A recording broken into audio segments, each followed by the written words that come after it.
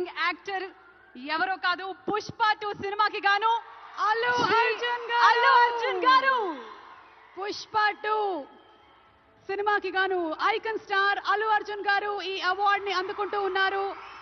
ప్రతి ఒక్క minute detail ని అద్భుతంగా చూపిస్తూ ఒక మాస్ ఇమేజ్ తో పాటు ఒక క్లాస్ టచ్ ని కూడా ఇస్తూ పర్ఫామ్ చేసి అందరి మనసుల్ని గెలుచుకున్నటువంటి ఐకన్ స్టార్ అల్లు అర్జున్ గారికి హార్డీ కంగ్రాచులేషన్స్.